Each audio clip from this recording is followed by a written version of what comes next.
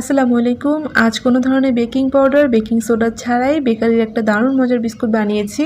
বাড়িতে বেকারির মতো বিস্কুট বানানো খুবই সহজ, মাত্র 5 মিনিটে বানিয়ে নেওয়া যায় আর একদম পারফেক্ট হয়, যেটা আমার কাছে খুবই ভালো লাগে, তাই আপনাদের সাথে শেয়ার করেছি। এখানে আমি আধা কাপ চিনি ভালোভাবে গুঁড়ো করে নিচ্ছি আর একটা বাটির মধ্যে আমি নিয়েছি 1 কাপ ময়দা আর এখানে নিয়েছি 1 কাপ কর্নফ্লাওয়ার। সমপরিমাণ ময়দা আর সমপরিমাণ কর্নফ্লাওয়ার দিতে হবে আর এখানে গুঁড়ো করা চিনিটা দিয়ে দিচ্ছি।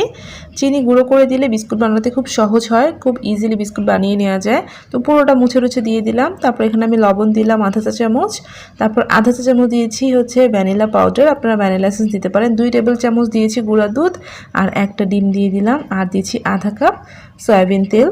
আপনারা এখানে তেলের পরিবর্তে বাটারও দিতে পারেন। তো খুব ভালো করে এখন সব কিছুকে মেখে নিচ্ছি।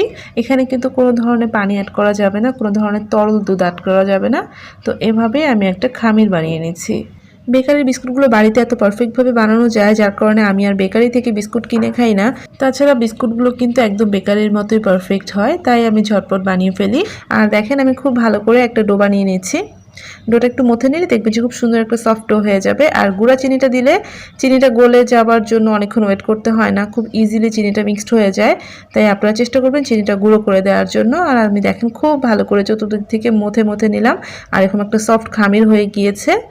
তো এই খামির থেকে এখন আমি বিস্কুট বানিয়ে নিব। এর জন্য 1 টেবিল চামচের মেজারমেন্ট চামচ নিয়েছি, যেটা আমি মেপে করে নিব। এতে করে বিস্কুটগুলো মোটামুটি সব এক সমান হবে। এখন বিস্কুটগুলো হাতের মধ্যে নিয়ে 2 হাতের সাহায্যে এভাবে একটু গোল করে নিচ্ছি। আর এই বিস্কুটগুলো এমনিতে অনেক মসৃণ হয়ে থাকে, তো এগুলো বানাতে খুবই কম সময় লাগে। তো আমি মেপে করে নিচ্ছি। তো আপনারা চাইলে ছোট বড় আপনাদের পছন্দ মতো বানিয়ে নিতে পারেন। আর 2 হাতের সাহায্যে এভাবে গোল গোল করে আমি একটা স্টিলের প্লেটের মধ্যে উঠিয়ে নিয়েছি। আপনারা যে কোনো হিটপ্রুফ প্লেট বা প্যানের মধ্যে করে নিতে পারবেন। তো সবগুলোই কিন্তু বানানো হয়েছে আর একটা থেকে একটা দূরত্বে রেখেছি। আর এখানে আমি সামান্য একটু কোকো পাউডার নিয়েছি আর এই যে হুইক্স, যেটা আমাদের সবার বাসাতেই থাকে, এই হ্যান্ড হুইক্সের মধ্যে কোকো পাউডারটাকে এভাবে ডুবিয়ে নিয়ে এরকম একটা ডিজাইন করে দিয়েছি। তো একবার করে ডুবিয়ে নিয়ে তারপর এভাবে বিস্কুটের উপরে একটু চাপ দিয়ে দিলে খুব সুন্দর একটা ডিজাইন হবে। আর প্রতিটা বিস্কুটের উপরে দেওয়ার আগে একবার করে কোকো পাউডারে এভাবে একটু ঘুরিয়ে নেবেন, তাহলে খুব সুন্দর একটা কালার চলে আসবে, ডিজাইনটা অনেক সুন্দর লাগবে। তো আমি দেখেন প্রত্যেকটার উপরে একবার করে কোকো পাউডারে গড়িয়ে নিয়ে এভাবে সুন্দর একটা ডিজাইন করে নিয়েছি। তো আপনাদের কাছে যে ধরনের হুইক্স আছে সেটা দিয়ে কিন্তু ডিজাইন করা যাবে। তো এখন আমি এটা চুলায় বেক করে নিব। আপনারা চাইলে ওভেনে 170 কিংবা 80 ডিগ্রিতে 40 মিনিটের মতো বেক করে নিতে পারেন।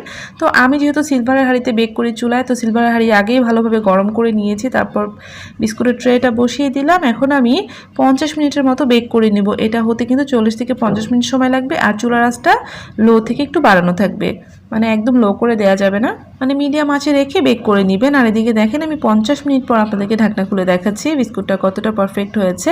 তো আপনারা 30-40 মিনিট পরে চেক করে দেখবেন যে বিস্কুটের উপরটা শক্ত হয়েছে কিনা। যদি বিস্কুটের উপরটা শক্ত হয়ে যায় তাহলে নামিয়ে ফেলবেন, আর যদি শক্ত না হয় তাহলে আরও কিছুক্ষণ বেক করে নেবেন।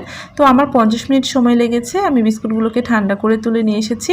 আর বিস্কুটগুলো কিন্তু অনেক খাস্তা আর পারফেক্ট হয়েছে, পিছনে কালারটাও কিন্তু খুব সুন্দর এসেছে। তো আপনারা যখন বিস্কুট বেক করবেন তখন আপনারা এই প্যানের মধ্যে বেকিং পেপার বিছিয়ে নেবেন, তাহলে বিস্কুটগুলো খুব সুন্দরভাবে উঠে আসবে। আর দেখেন বিস্কুটগুলো কতটা খাস্তা হয়েছে, কতটা পারফেক্ট হয়েছে আমি ভাঙছি, আপনারা দেখতেই পাচ্ছেন। এগুলো কিন্তু আপনারা 7-8 দিন পর্যন্ত এয়ারটাইট কোনো বয়ামে সংরক্ষণ করতে পারবেন। আর এই বিস্কুটগুলো খেতে অসম্ভব মজা। আশা করছি আজকের সহজ রেসিপিটা ভালো লেগেছে। ভালো লাগলে আপনারা বাসায় বানাতে পারেন। আশা করছি আপনাদের বিস্কুটগুলো এরকম পারফেক্ট হবে। আর যদি রেসিপি ভালো লাগে প্লিজ একটা লাইক দিতে ভুলবেন না। আর এমন সহজ রেসিপি পাওয়ার জন্য প্লিজ চ্যানেলটা সাবস্ক্রাইব করে আমার সাথেই থাকবেন। সবাই অনেক ভালো থাকবেন। আল্লাহ হাফিজ।